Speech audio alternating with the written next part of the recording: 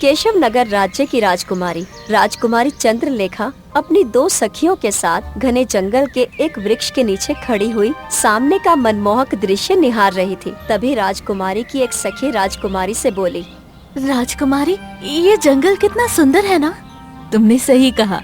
और वो देखो, सामने बहरा झरना कितना सुंदर लग रहा है।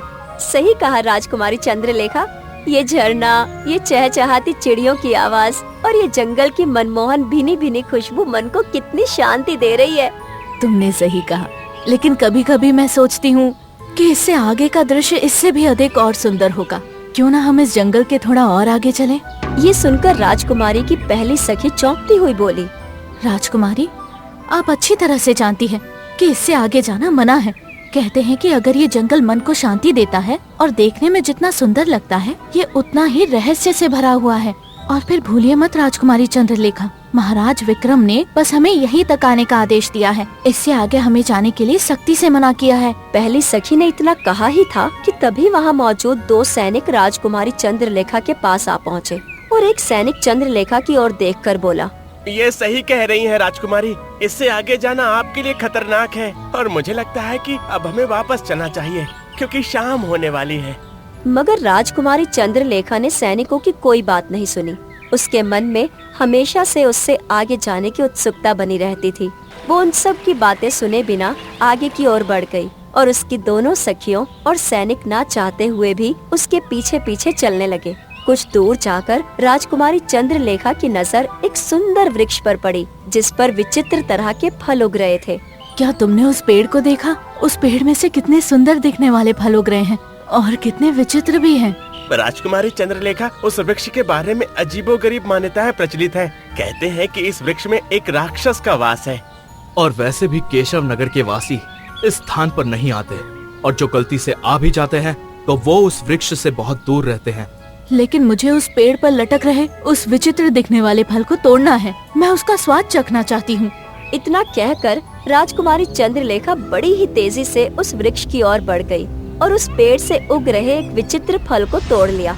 मगर फल को तोड़ते ही राजकुमारी चंद्रलेखा बेहोश होकर गिर पड़ी। राजकुमारी के बेहोश होते ही उसकी दोनों सखियां और सैनिक बुरी तरह से घबरा गए। ये क्या हुआ? अब हम महाराज को क्या जवाब देंगे? जवाब क्या देंगे? उनसे यही कहेंगे कि हमने राजकुमारी चंद्रलेखा को बहुत समझाया परंतु वो नहीं मानी। और वैसे भी महल के सारे लोग जानते हैं कि राजकुमारी चंद्रलेखा कितनी जिद्दी है। चलो जल्दी से राजकुमारी चंद्रलेखा को महल वापस ले चलते हैं। कुछ ही देर में राजकुमारी चंद्रलेखा अपने कक्ष में बेहोश लेटी हुई थी और वो दोनों सैनिक और राजकुमारी चंद्रलेखा की दोनों सखियां राजा विक्रम के सामने नीची नजर किए हुए खड़ी हुई थी। मैंने तुम चारों को चंद्रलेखा की सुरक्षा करने के लिए जंगल में भेजा था। आखिर तुम सबसे ये चूक हुई कैसे? महाराज, हमने राजकुमारी चंद्रलेखा को बहुत समझाया, लेकिन राजकुमारी चंद्रलेखा ने हमारी बात नहीं सुनी। महाराज, हमने उस वृक्ष के बारे में भी राजकुमारी चंद्रलेखा को स्पर्श करने से मना किया था और बताया भी था कि केशव नगर राज्य में उस वृक्ष के बारे में अजीबोगरीब डरावनी अफवाहें मशहूर हैं। कहते हैं वृक्ष पर एक राक्षस का शासन है। लेकिन राजकुमारी ने हमारी कोई बात नहीं सुनी और उन्होंने अचानक से उस पेड़ के विचित्र फल को तोड़ दिया। हम सबको सोचने समझने का मौका तक नहीं मिला और राजकुमारी चंद्रलेखा बेहोश हो गयी। राजा विक्रम सैनिक की ओर देखकर बोले, तो अब खड़े खड़े मेरा मुंह क्या देख रहे हो? जाओ, जाकर केशव नगर के सबसे बड़े और ऊंचे वैद्य को बुलाकर लेकर आओ। कुछ ही देर में केशव नगर राज्य का सबसे बड़ा वैद्य राजकुमारी चंद्रलेखा की कलाई पकड़कर उसे देख रहा था। कुछ देर बाद वो नजर नीची करते हुए राजा विक्रम से बोला, महाराज, राजकुमारी चंद्रलेखा क्यों बेहोश हुई? इसका कोई कारण समझ में नहीं आ रहा। क्या कहना चाहते हो? यही कि जिस बीमारी का कोई कारण मुझे समझ में नहीं आ रहा तो उस बीमारी को मैं ठीक कैसे कर सकता हूँ? तो यहाँ पर क्यों बैठे हो? निकल जाओ। इतना कहकर राजा विक्रम क्रोधित होते हुए राजकुमारी चंद्रलेखा के कक्ष से बाहर टहलने लगे। तभी राजा विक्रम की पत्नी रानी रुक्मणी वहाँ आ पहुँची और राजा विक्रम से बोली, इसमें उस बेचारे वैद्य का क्या कसूर? आपको राजकुमारी सुलेखा को जंगल में टहलने के लिए भेजना ही नहीं चाहिए था। राजा विक्रम अपनी पुत्री राजकुमारी चंद्रलेखा से बहुत प्रेम करते थे। उनकी आंखों में आंसू आ गए। राजा विक्रम ने केशव नगर राज्य के कई वैद्य और कई साधुओं को भी बुलाया, परंतु राजकुमारी चंद्रलेखा को कोई भी होश में नहीं ला सका।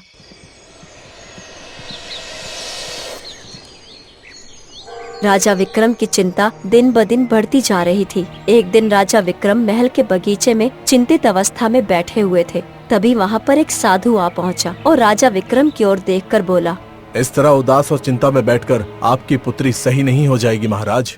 ये सुनकर राजा विक्रम चौंक कर साधु महाराज को देखते हुए बोले, कौन हो तुम? मैं एक साधु हूँ।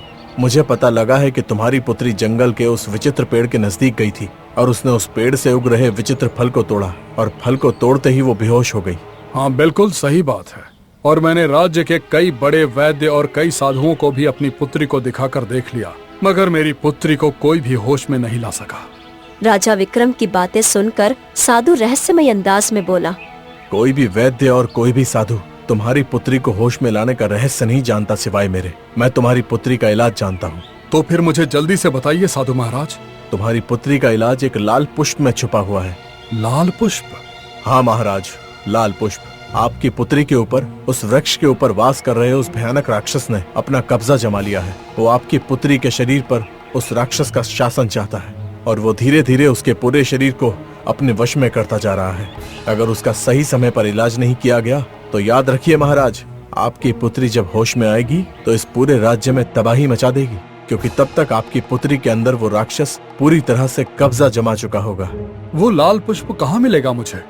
उस लाल पुष्प को हासिल करना इतना आसान काम नहीं है महाराज, जितना आप समझ रहे हैं। वो लाल पुष्प एक बियावान भयानक रेगिस्तान के घने अंधेरे में उगता है, मगर आज तक वहाँ पर जो भी गया है वो वापस नहीं आ पाया। अगर आप उस पुष्प को लाने में कामयाब हो जाते हैं तो आप अपनी पुत्री को बचा सकते हैं। लेकिन साधु महाराज, आप किस रेगिस्तान की बात कर रहे हैं? बहुत कम लोग जानते हैं महाराज, केशव नगर राज्य के कनिष्क जंगल के गहराई के अंदर एक बहुत विचित्र रेगिस्तान पड़ता है और वो लाल पुष्प उस विचित्र रेगिस्तान के अंधेरे में खिलता है। आपको किसी भी हाल में उस पुष्प को लाना होगा। इतना बोलकर साधु वहाँ से चला गया। राजा विक्रम गहरी चिंता में सीधा अपनी पत्नी के पास जाकर सारी घटना बताते हुए बोले, मुझे किसी भी हाल में उस विचित्र रेगिस्तान में जाना ही होगा रुक्मिणी, क्योंकि अपनी पुत्री चंद्रलेखा को होश में लाने का केवल यही उपाय है। ये आप कैसी बातें कर रहे हैं? आपने स्वयं कहा है कि साधु महाराज ने आपको बताया कि आज तक कोई भी उस विचित्र रेगिस्तान की यात्रा पर गया है तो वापस नहीं आया। तो फिर तुम ही बताओ रुक्मिणी, मैं क्या करूं? मैं अपनी पुत्री को इस हाल में नहीं देख सकता। राजा विक्रम की बात सुनकर रुक्मिणी गहरी सोच में डूबती हुई बोली, आपके राज्य में वीर युवकों की कमी नहीं है। आप सारे केशव नगर में ये ऐलान क्यों नहीं करवा देते कि अगर कोई भी रेगिस्तान की विचित्र यात्रा से सफल होकर उस लाल पुष्प को राजकुमारी चंद्रलेखा के लिए लाएगा तो आप उसे मुंह मांगा इनाम देंगे। तुम बिल्कुल सही कहती हो। अगले दिन राजा विक्रम ने सारे केशव नगर राज्य में ऐलान करवा दिया। हरियापुर गांव का मुखिया अपने गांव के युवक बलिया से इसी बारे में चर्चा कर रहा था। लगता है महाराज पागल हो गए हैं। कनिष्क के जंगल के आगे विचित्र रेगिस्तान में कौन अपनी जान देने के लिए जाएगा? और वैसे भी कनिष्क के जंगल के बारे में बड़ी अजीबोगरीब अफवाहें मैं बचपन से सुनता चला आ रहा हूँ। आप सही कहते हैं मुखिया जी। अरे कोई मूर्ख ही होगा जो राजा विक्रम का ये आदेश मानेगा। आप ही बताइए मुखिया जी, जब प्राण ही नहीं रहेंगे तो राजा विक्रम से इनाम लेकर कोई क्या करेगा? मुखिया और बलिया बड़ी ही गंभीरता से इस मुद्दे पर बात कर रहे थे। वहीं दूर खड़ा हुआ हरियापुर गांव का एक गरीब किसान जिसका नाम आदित्य था, उन दोनों की बातों को सुन रहा था। आदित्य तुरंत मुखिया और बलिया के पास जाकर बोला, मैंने भी ये ऐलान सुना है। मैं उस रेगिस्तान की विचित्र यात्रा पर अवश्य जाऊंगा। क्या पागल हो गए हो आदित्य? देखो मुखिया जी, आप जानते हो कि मेरी सारी खेत की जमीन जमींदार के पास गिरवी रखी हुई है और मेरी बहन का विवाह कुछ ही समय में होने वाला है और मेरे पास बिल्कुल भी धन नहीं है। मेरी बहन के ससुराल वालों को यही लगता है कि मैं जमीन जमींदार के चंगुल से छुड़वा लाऊंगा और अपनी बहन का विवाह धूमधाम से करूंगा। और आप जानते हैं कि मेरे पास बिल्कुल भी धन नहीं है। तो क्या तुम अपनी जान जोखिम में डालोगे? इसके अलावा और कोई चारा भी तो नहीं है मुखिया जी। मेरी बहन की शादी अगर टूट गई तो फिर मैं कहीं मुंह दिखाने के लायक नहीं रहूंगा। इतना बोलकर आदित्य अपने घर चला गया और सारी घटना अपनी बहन राधा को बताते हुए बोला, मैं रेगिस्तान की उस विचित्र यात्रा पर जरूर जाऊंगा और मुझे विश्वास है कि मैं रेगिस्तान के घने अंधेरे में उस उगने वाले पुष्प को हासिल करने में कामयाब हो जाऊंगा। नहीं भैया, मैं आपको वहाँ पर नहीं जाने दूंगी। नहीं करना मुझे विवाह। मैंने हमारे माता पिता को वचन दिया था कि मैं तेरा विवाह बहुत धूमधाम से करूंगा और फिर मैं लड़के वालों को धूमधाम से विवाह करने का वचन भी तो दे चुका हूँ। आदित्य की बात सुनकर राधा रोने लगी। आदित्य अपनी बहन राधा के कंधे पर हाथ रखता हुआ बोला, राधा, आंसू बहाने से कुछ नहीं होगा। अगर कुछ करना ही है तो अपने भाई के लिए प्रार्थना करो।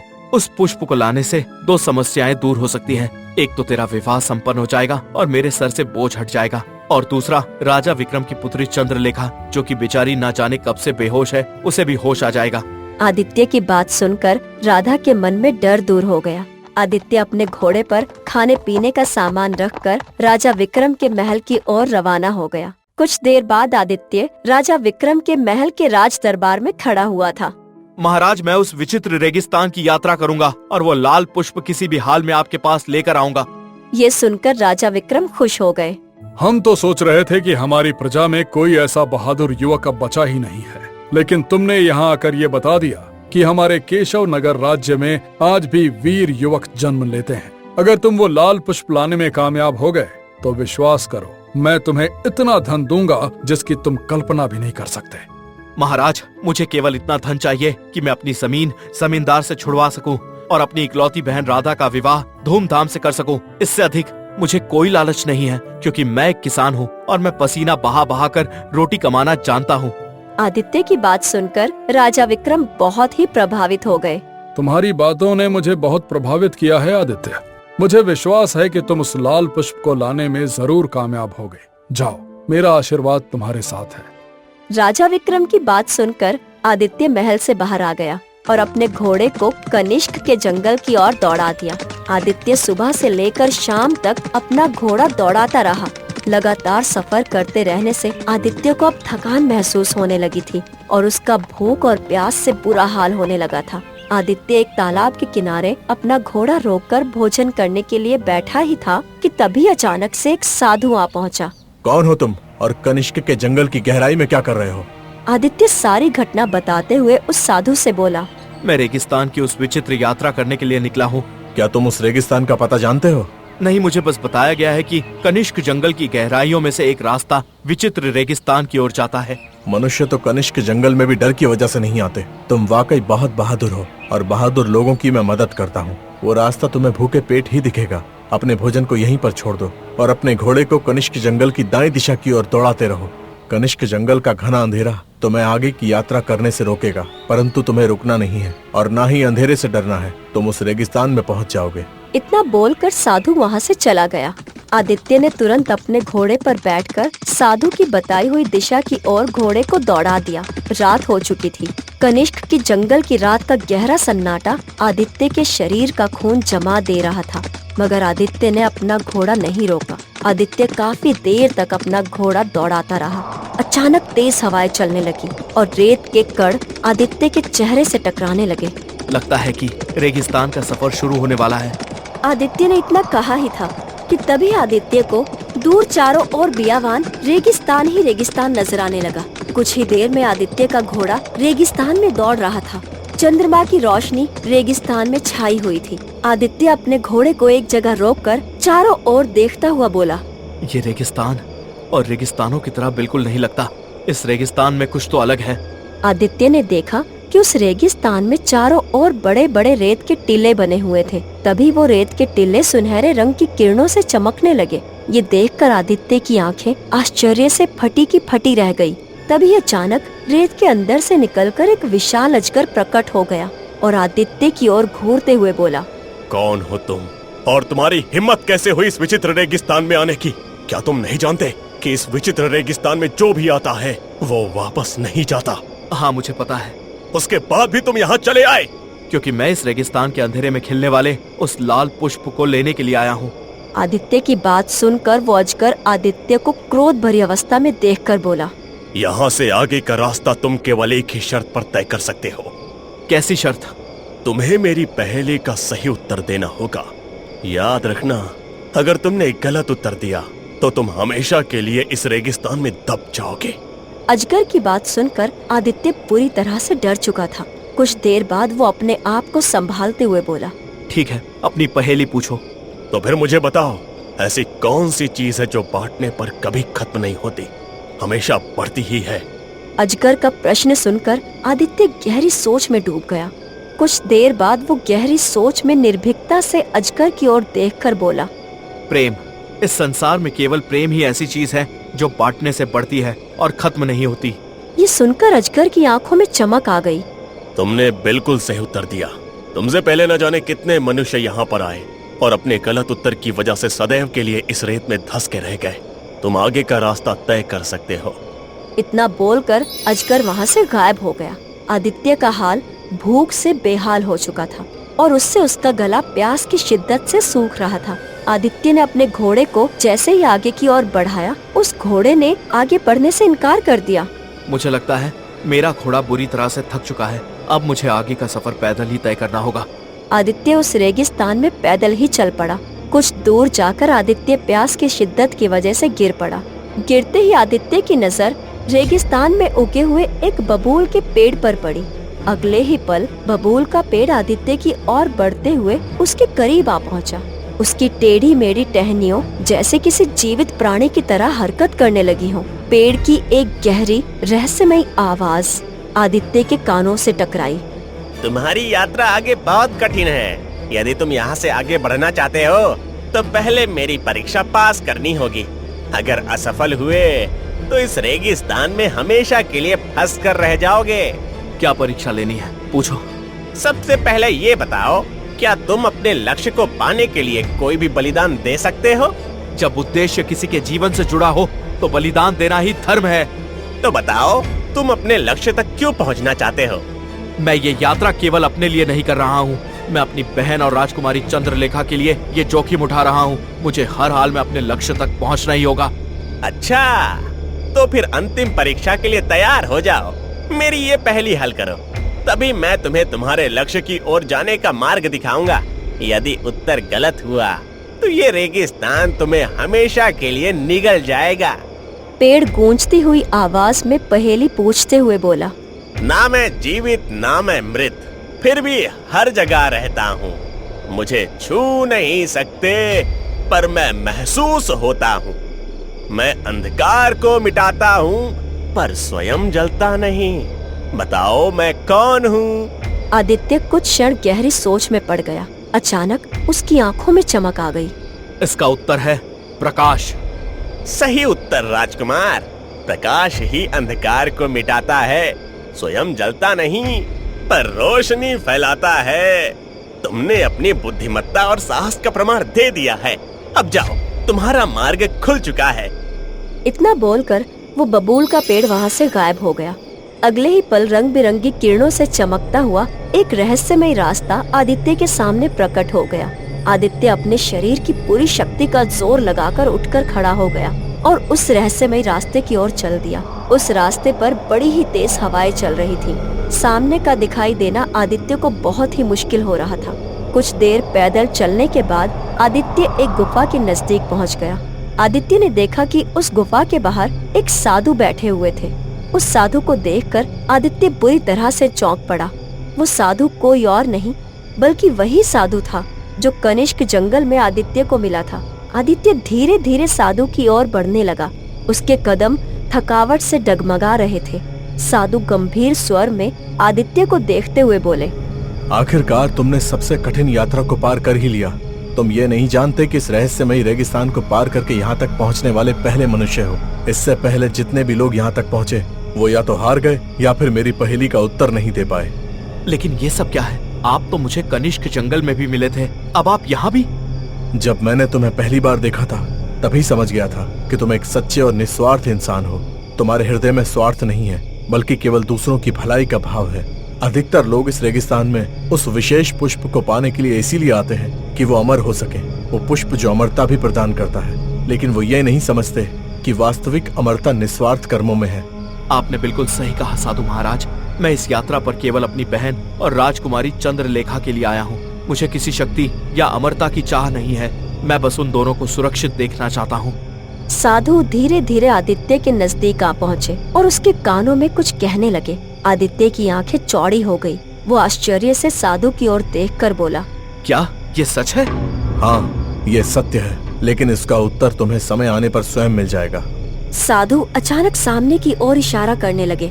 आदित्य ने देखा कि रेगिस्तान के गहरे अंधकार में एक अद्भुत लाल पुष्प चमक रहा था, जैसे उसमें कोई दिव्य शक्ति समाई हो। तुम इसे जैसे ही तोड़ोगे तुम स्वयं को राजा विक्रम के महल में पाओगे। लेकिन मेरा घोड़ा, वो तो भूख और प्यास से बेहाल होकर पीछे ही रह गया। क्या वो यही रेगिस्तान में फंसा रहेगा? मैं उसे अपने साथ लिए बिना नहीं जाऊंगा। मुझे पता था कि तुम यही कहोगे। जिसके हृदय में सच्चा प्रेम और करुणा होती है वही इंसान सबसे कठिन परीक्षा पास करता है। निश्चिंत रहो, जब तुम राजा विक्रम के महल पहुंचोगे तुम्हारा घोड़ा भी तुम्हारे साथ होगा। आदित्य हल्की मुस्कान के साथ धीरे धीरे कदम बढ़ाते हुए उस चमकते लाल पुष्प के पास पहुंच गया। जैसे ही वो पुष्प को तोड़ने लगा, अगले ही पल उसने स्वयं को राजा विक्रम के महल के विशाल द्वार के सामने खड़ा पाया। उसका घोड़ा भी उसके पास ही खड़ा था। आदित्य महल के अंदर तेजी से प्रवेश कर गया। उसके हाथ में चमकता हुआ लाल पुष्प था। राजा विक्रम जो दरबार में बैठे थे, आदित्य को देखकर मुस्कुराते हुए बोले, आदित्य, तुम्हारे हाथ में लाल पुष्प साफ बता रहा है कि तुम्हारी विचित्र रेगिस्तान यात्रा सफल रही, लेकिन तुम्हारा चेहरा ये भी बता रहा है कि वो यात्रा आसान नहीं थी। ये पुष्प मैंने कठिन परीक्षा के बाद प्राप्त किया है और अब हमें इसे राजकुमारी चंद्रलेखा तक पहुंचाना है। राजा विक्रम और आदित्य के साथ रानी रुक्मणी के कक्ष की ओर बढ़ गए। वहाँ राजकुमारी चंद्रलेखा अचेत पड़ी हुई थी। अब हमारी पुत्री होश में आ जाएगी। राजा विक्रम ने पुष्प को लेकर चंद्रलेखा के शरीर पर स्पर्श कर दिया। अगले ही पल उसकी आंखों से एक काला धुआं निकला और उस धुएं ने एक मानव की आकृति धारण कर ली।